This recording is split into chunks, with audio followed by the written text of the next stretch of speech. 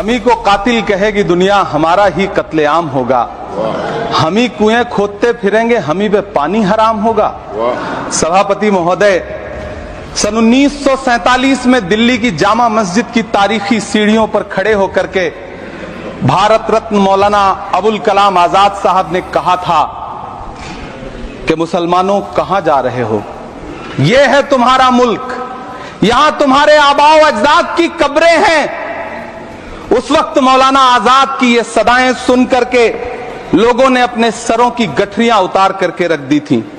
आज उसी दिल्ली में मौजूद देश की संसद में एक बिल आया है जो हमसे उसी जामा मस्जिद की सीढ़ियों के सबूत मांगेगा, जो उन्हीं सीढ़ियों के पास अपनी कब्र में सोए हुए मौलाना आजाद को फिर से कब्र से सदा देनी पड़ेगी कि ये जो कब्र है वो मेरी कब्र है, ये किसी सरकार की जागीर नहीं है।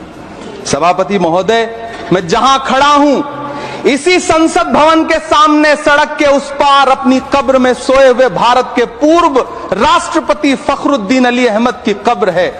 शायद अब उस कब्र से भी सदाएं आए कि ये कब्र मेरी कब्र है, ये सरकार की जागीर नहीं है। मैं सरकार से कहना चाहता हूं, हमसे हमारी इबादत गाहें तो मत छीनिए ना, हमारे घरों पे बुलडोजर तो मत चलाइए ना, हमारी कब्रों में तो हमें सुकून से सोने दीजिए ना। जिल्ले इलाही, जमहूरियत जो है वो नफरत और ठसक से नहीं चलती है, अकड़ से नहीं चलती है, उसमें सबकी हिस्सेदारी जरूरी है। सबको समझना पड़ेगा कि जब जंगल में आग लगती है तो न वो बरगद बचते हैं जो हवा को आंधी में तब्दील करते हैं, न वो बांस बचते हैं जो आपसी रगड़ से चिंगारी पैदा करते हैं। और आप ताकत में हैं, संख्या बल के आधार पर बिल हो सकता है आप पास करा ले, लेकिन आपको यह बात समझनी पड़ेगी कि हम तो वो तारीख हैं, जहनों में रहना है जिसे, कागजी पुर्जे नहीं जो फाड़ डाले जाएंगे। जिस जमीन पर मैं खड़ा हूं ये मेरी पहचान है।